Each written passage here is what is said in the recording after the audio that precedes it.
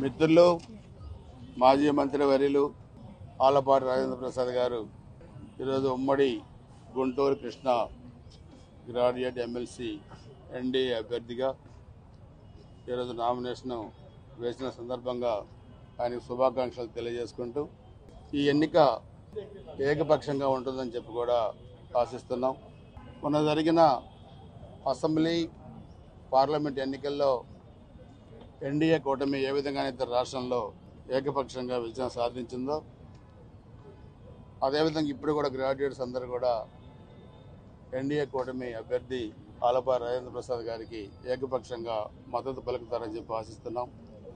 ఎందుకంటే 1924 జగన్మోహన్ రెడ్డి పరిపాలన గంజాయి ఆంధ్రప్రదేశ్గా మారిన పరిస్థితుల్లో రాష్ట్ర ఆర్థిక పరిస్థితి కూడా ఎంత దయనీయ పరిస్థితికి వెళ్ళిందో కూడా మనం చూసాం.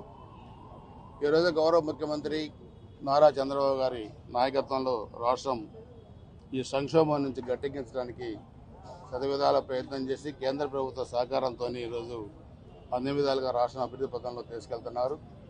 ఈ రాష్ట్రం అభివృద్ధిలో ముందుకెళ్ళడానికి ఈరోజు యువత మద్దతు చాలా అవసరం. సో ఈ ఎన్నిక ఏకపక్షం కావడానికి కూడా ఎక్కువగా అవకాశాలు ఉన్నాయి కాబట్టి తప్పకుండా ఆంధ్రప్రదేశ్ ప్రజానీకం మా ప్రభుత్వంపై ఉంచిన నమ్మకాన్ని మేము నిలబెట్టుకుంటూ రాబోయే రోజుల్లో అన్ని విధాలుగా ఈ ఎన్నిక ఏకపక్షంగా కావడం ద్వారా ప్రజలు ఇంకా గత ఎన్నికల కన్నా మాకు ఇంకా పూర్తి మద్దతుగా ఉన్నారని చెప్పి కూడా నిరూపించడానికి ఉపయోగపడుతుంది ఈ ఎన్నిక. దీంట్లో అందరం కూడా కలిసికట్టుగా పనిచేసి వన్ సైడ్గా ఉండేట్లా చేస్తామని చెప్పి కూడా తెలియజేసుకుంటూ మరొకసారి రాజేంద్ర ప్రసాద్ గారికి నా హృదయపూర్వక శుభాకాంక్షలు, ధన్యవాదాలు.